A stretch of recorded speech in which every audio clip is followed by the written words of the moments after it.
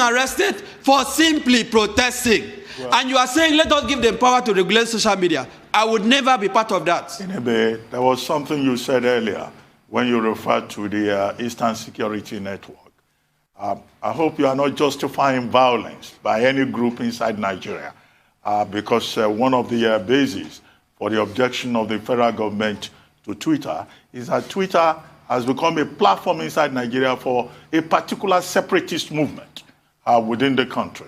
And then you were, waxing lyrical about the Eastern Security Network, the ESN, the militant wing of the IPOB. If you could just clarify your position on that before we move on. I totally oppose. I totally deprecate and condemn unreservedly the killing of policemen, the burning of police stations, the carnage that is going on in the East. I am not sympathetic to IPOB.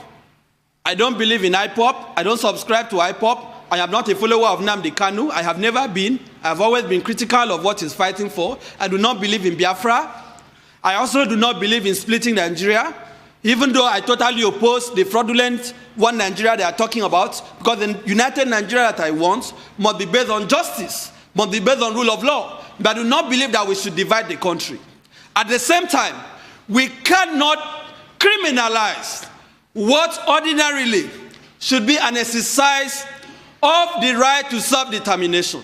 Eastern Security Network, whatever they are doing, I do not endorse it. I totally condemn it. But the point I am making, Dr. Bati, is that we should not be addressing these matters on the surface. Let us go to the roots. What led to the Eastern Security Network? Did Nnamdi Kanu just start with this group? They started by marching, carrying flag, going on the street, protesting. What was the response of the Nigerian state? What was the response of the Buhari regime? They deployed Operation Python dance. The Python was dancing on the lives of the people of the Saudis. People were being killed. People were being slaughtered. They were being attacked. They were not even allowed to protest, even when they charged him for treasonable felony. Even when they had filed charges before Justice Nyako at the Federal High Court in Abuja. The military, in a so-called democracy, invaded the house of Nnamdi Kanu, desecrated the palace of his father, who was a traditional ruler. You cannot have that in a decent country. So as we condemn the killing of policemen, the burning of police, the burn of stations and INEC offices, we must admit that this regime, this government, takes responsibility for the resort to violence by the group known as Eastern Security Network. If we are not truthful about these things, Dr. Bassi, we will continue to see history repeat itself. Boko Haram started when Mohammed Yusuf was extrajudicially killed. Have we learned any lesson as a country? The answer is no. We are still resorting to primitive, draconian ways of responding to civic agitation. When people are protesting, you engage them, you talk to them. That is why you say you are running a democracy. You don't kill them. You don't deny them of the right to protest. But we keep saying IPOB, and what the president said, he would speak to them in the language that they understand. These people have not recovered. The people of Eastern Nigeria, the Igbos in particular, they are still going through the agony of the civil war. And you are saying you treat them in the language they understand? What is the language of the civil war? But there's an argument, and I'd like your comments on that argument, that the president's remarks were taken out of context.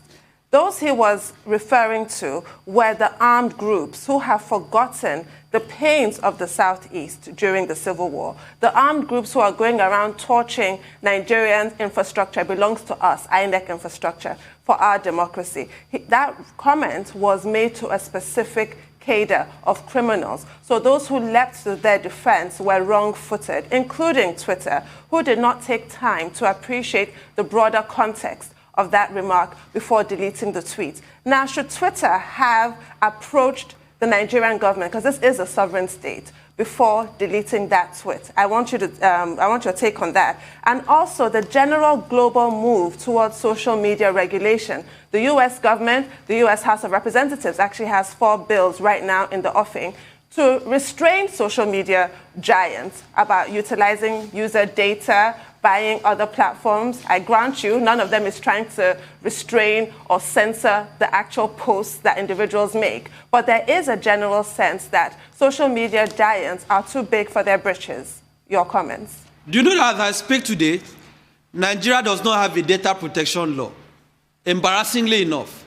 Because you are citing the example, and that is why I'm saying when we make these comparisons, we must look at the peculiarity of these countries. There is no single one data protection law in Nigeria today, not even one. Not even one that protects the data of Nigerians. We don't have. We do not have. Now, you make, the point that the president's comment was taken out of context. The only person or persons who took the president's comment out of context is the president and Lai Mohammed. Nigerians understood what he said. I personally understood what he said. The context in which he said it was clear. He didn't just stop at that. He didn't say he was referring to the armed groups.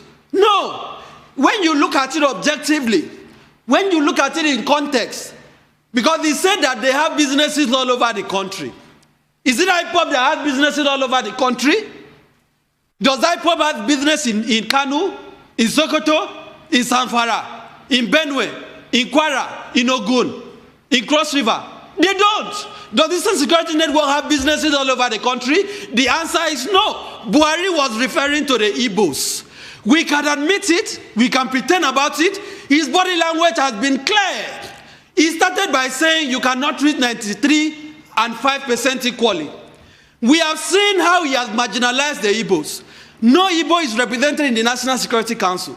Look at the nepotism. So when we are saying his comment was taken out of context, are we also saying that his nepotistic appointments, his clearly sectional appointments are also taken out of context? Because this is a president that has a pedigree, a shameful pedigree, an unfortunate pedigree of favoring a section of the country that has polarized this country as never before. So that is not a precedent that you will tell me spoke at, that people are taking him out of context. He was clear on what he meant. In any event, we have had the so-called herdsmen or the so-called armed Fulani herdsmen committing killing people across the country from the north to the south. Has he spoken to them? Because in your interview with him, he made reference to what Governor Tom said, that the Governor Tom said is Fulani and that he cannot deny it. Not all Fulanis are criminals. But as Buhari spoken to his kinsmen, the ones that are criminals, the ones that are armed, in the language that they understand, the answer is no. What language has he been speaking to them?